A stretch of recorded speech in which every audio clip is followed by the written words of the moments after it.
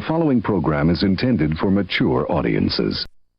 A democratic republic of sports.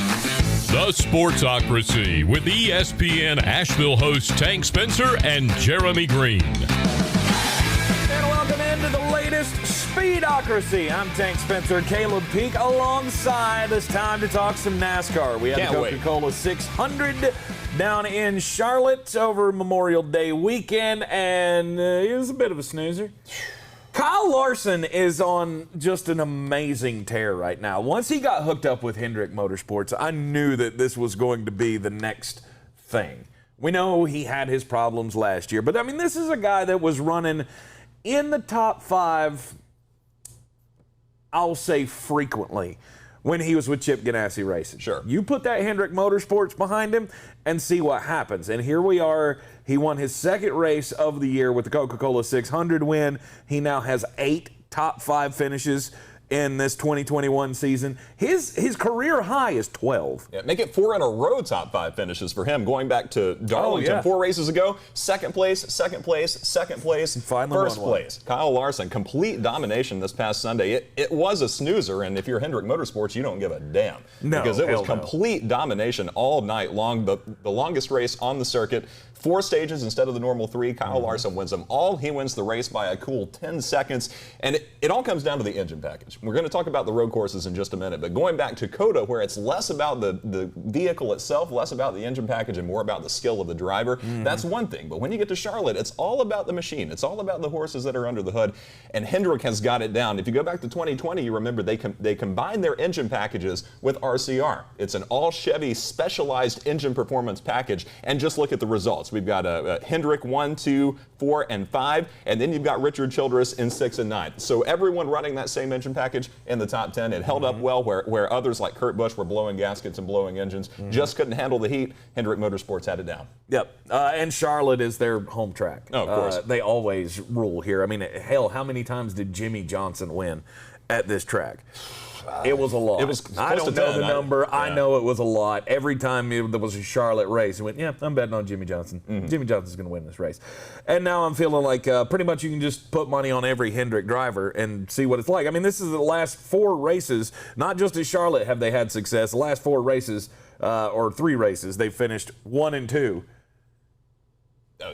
at the end. Yeah, it's just, it doesn't really matter what track you're at, it doesn't seem like at this point, because Hendrick is so diverse. You've got your stable guys. You've got your William Byrons and your Alex Bowman. They're more of your traditional, oval round track racers. They follow that mold, but then you've got your Kyle Larsons, and we're going to talk about this a little more later on, how similar he's beginning to look to Jeff Gordon in his versatility, in the way that he can tackle the ovals and then slide over to the road courses seamlessly. Jeff Gordon won 6 road courses at one time, or 6 road courses in a row at one time. That's the all-time record in NASCAR. So that's the interesting thing about Kyle Larson, is he's beginning to put all the pieces together. He's a versatile racer, and like you said, he's got a great engine package behind him. You put the right horse in the driver's seat, and great things are going to happen. Very easily, he gets his 5th consecutive top 5 coming up this week. Did you mention Chase Elliott in that little rundown of Hendrick drivers? We should. He finished second. Because I don't believe that you mentioned him, and Chase Elliott is on quite the little tear himself, as we're getting ready to go to Sonoma this week, another road course, and who's won 5 out of the last 6 road courses? It is phenomenal. It's been Chase Elliott. It's just incredible. And you go back to COTA and the way that he was able to beat the elements. It was the rain and just the terrible driving conditions. The poor visibility was the main factor on that day. And coming up at Sonoma next week, we're not going to have any of that. Up in wine country in California, very rarely do you get heavy rainfall enough to, they're not going to have to worry with the rain tires or any of that. It's going to be just perfect conditions on Sunday. It's just right for Chase Elliott. Before we get into the Sonoma race, let's recap the standings right now in NASCAR. You got Denny Hamlin still atop the point standings right now. Not a win yet on this season. I thought for sure he would get one last week, but I mean, he finished in the top 10. He's comfortable.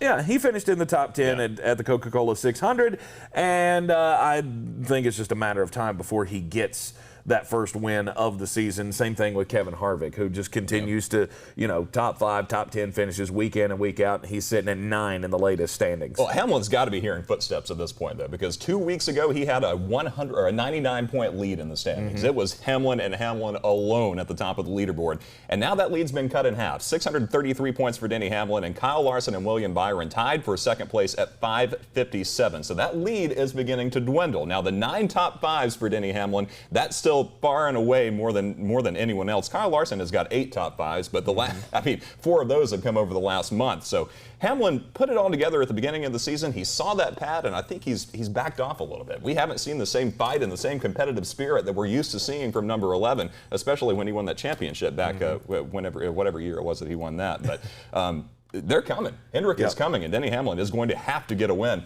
I would say, in the next month.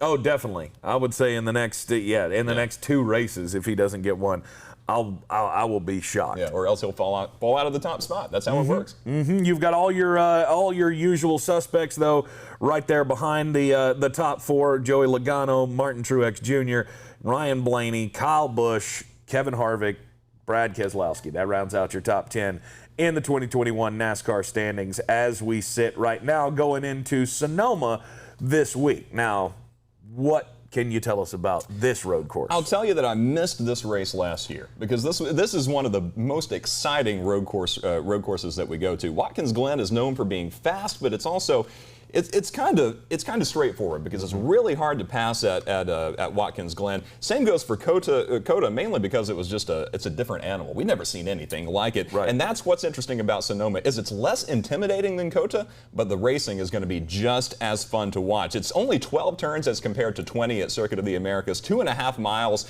at Sonoma versus 3.5, just under 3.5 at Circuit of the Americas. And again, the rain was a factor a couple of weeks ago. Unlikely that we're going to get any kind of adverse weather coming through in the California wine country. But the elevation change is what's really interesting about Sonoma. 160 feet of fluctuation from sea level. So you're going, in a NASCAR machine, it feels like you're climbing a mountain coming up. If I can take a look at the race map here. Coming up over through turns 4, 5, 6, all the way over to 7, that's kind of a continuous uphill loop. And then you come through the hairpin at 7, and it's downhill from there. So you go from climbing the mountain to running away, and that's where your brakes are really going to have to work in the latter half of the track. So brake failure is going to be something to watch, but you've got those wide entries into the turn. So that's where it comes into holding the bottom line. Being able to hold your position, making sure your equipment is able to stick to that bottom line, and making sure you don't get forced up the track. That's how you hold your spot, and that's how you're going to win the race, especially out of that wide, sweeping hairpin turn. It's turn 11 out of 12 total turns. Coming to the finish line, if you can hold the bottom line on turn 11, you're probably going to win the race if you're in first place. Martin Truex Jr. has won the last 2 races at Sonoma. As you mentioned, there was no Sonoma race last year because of the coronavirus pandemic. And he's already got 3 wins on this season, and he is the odds-on favorite.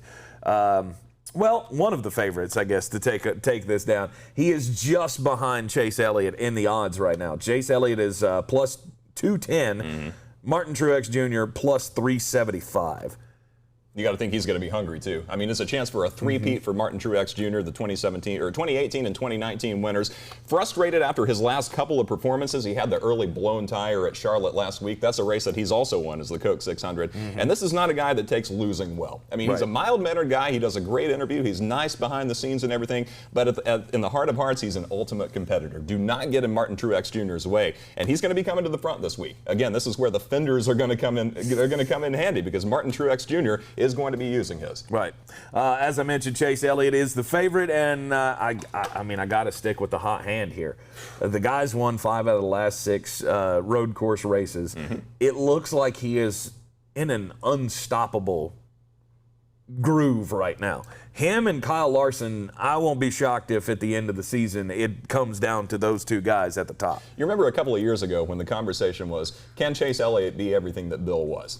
Can he live up to his name? Now look at the company that he's in. 6 wins all time at a road course for Chase Elliott. He ties Rusty Wallace and Ricky Rudd on that list. The only 2 drivers to have more are Tony Stewart with 8 and Jeff Gordon with 9. If you're a young racer, can you be in any better company than that? It's just phenomenal what he's been able to do. He's fearless on the track, and even going back to last week at the Coke 600 on the radio, just giving what was this clown's name? Balicki something. Josh Balicki. Yeah, Josh Balicki was multiple laps down, had an awful car, and would not get out of the way. And Chase Elliott just let him have it on the radio. He says, "I have a car that can win. You don't. Get the hell out of my way." And that's NASCAR. Obviously, if you do that for too long, you're going to get black flag. But all it takes is just a minor slip up to cost you positions. Positions equal points, and points equals money.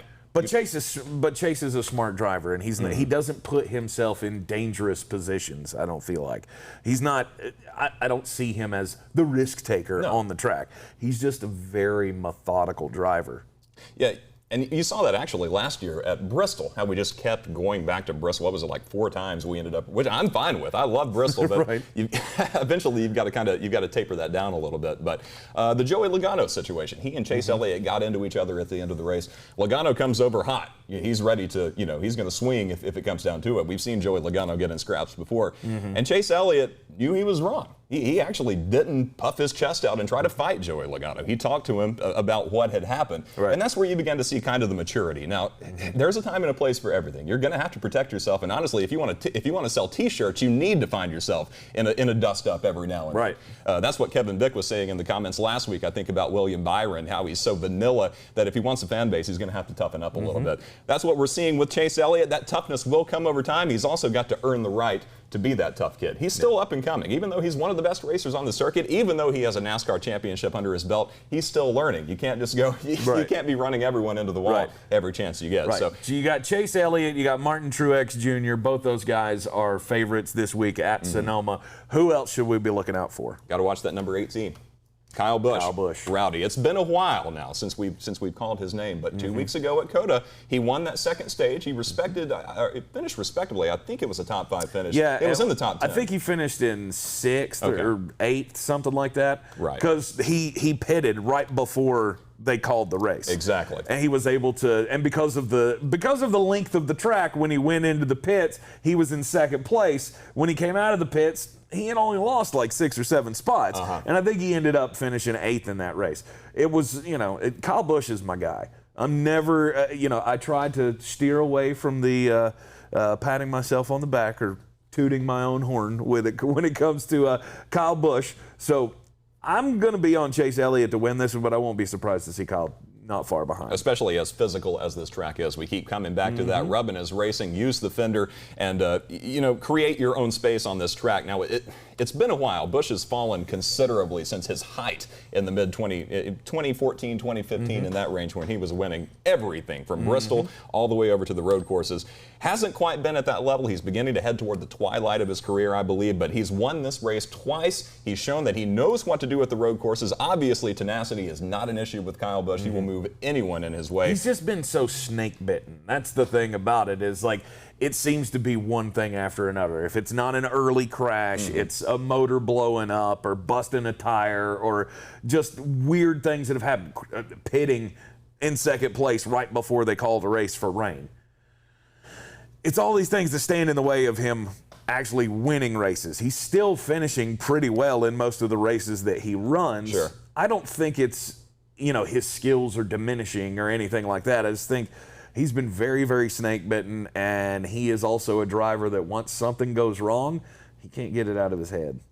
And that's the one thing I've always waffled about Kyle Busch about, is once he gets in trouble, once things are going south, it starts to snowball because he doesn't have that temperament. That level of, the temperament. Yeah, the temperament to be able to handle it, move on, go to the next thing. I mean, then some of these things are just things you can't recover from. Oh, exactly. He to me still is a championship caliber driver. And it makes you wonder, because he and Denny Hamlin are so similar in the fact that they've both gone on to start their own race teams. They've both got their own things happening off the track. The only thing is, Kyle had that thing with his wife Samantha. They had some not infidelity, but fertility issues. Fertility issues. They couldn't have a baby. That has to have something to do with your mindset. I mean, that's going to take some of your focus away. But it shouldn't affect Kyle Busch to the point where he's just not winning races anymore. Right. That's what leads me to believe that I think his mental focus is moving away. He's got to be heading into the twilight of his career because it's not the machinery. It's not the Joe Gibbs racing, machine that's causing problems for him. Yep. He's a victim of circumstance, but still, you've got to put yourself in a position to win the race, even when those circumstances happen. Yep. This week at Sonoma. Next week, it's going to be the All-Star race. The All-Star race at Texas Motor Speedway. It's going to be next Sunday, and you still have the ability to help choose the field. The fan vote is going on right now. You are eligible to vote on NASCAR.com/All-Star. /fan vote, NASCAR.com/fan vote for the driver who is going to get into the field. There are already 17 drivers that have qualified for this year's All-Star race. The way they do this is you qualify by either winning a race in this season, so that means we have 11 guys that have qualified as winners this season, or if you are a past All-Star, or if you are a past Cup champion.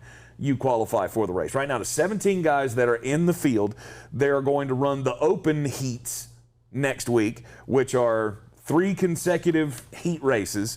The winners of all of those will go into the All-Star race, and then there's going to be 1 fan vote selection. 10 drivers that you can vote on in alphabetical order: Eric Almirola, Chase Briscoe, Ross Chastain, Matt DiBenedetto, Timmy Hill. Timmy Hill? How is he still? What? I thought he was in the truck series. Oh, my gosh. Eric Jones, Corey LaJoie, Tyler Reddick, Daniel Suarez, and Bubba Wallace. So basically everyone else. Yeah, I mean, what we're talking of the upper tier, I guess, of drivers in NASCAR. Those are the guys except for Timmy Hill. I guess because he won that one race 2 years ago and was pretty good on a simulator, he still gets thrown into this fan vote thing. I would be voting for Chase Briscoe, I think, if it were up to me. Daniel Suarez is a favorite pick for me as well. I really like Daniel Suarez, and I think that he's an up-and-coming driver. Oh, he's great, especially on the road courses. He'll be a driver to watch this weekend at Sonoma as well, because that is his specialty. That's where he came from, or the open-wheel road course world. But for me, man, it's Tyler Reddick. It is so good to see that number 8 car out and doing things again for Richard Childress. It doesn't, I just like the kid. I think he's got a great temperament. He's smart. He's good on the track. He knows when to keep his mouth shut, and he also knows when to chime in and let somebody know how he feels. It's just he's got a lot going on up here. And I really like that in a racer, because the stereotype is, dumb NASCAR drivers. Right. This is a kid that's brilliant. I mean, he really knows what he's doing. He's driven that number 8 car, and subsequently Richard Childress Racing back into prominence alongside that number 3 with Austin Dillon. Been a long time since we've talked about those 2 numbers doing well in NASCAR, and both of them are back at the top of the leaderboard again. But I would like to see Tyler Reddick in the All-Star race just to see what he can do when there are no points on the line, when there's nothing on the line except for that $1 million check. All right, NASCAR.com/fan vote. You can vote for the guy that you want to be in the All-Star race who is not already qualified. We could have another automatic qualifier if somebody different wins the Sonoma race this week. Just have to wait and see. Call your shot. Sonoma this week, who's winning? Give me Chase. Chase Elliott. All right, I'm going Chase Elliott as well. I'm Tank Spencer. He's Caleb Peak. Thanks for joining us here in the Speedocracy. We will be back with you next week to recap Sonoma, set the stage for the All-Star race coming up. We'll see you next time.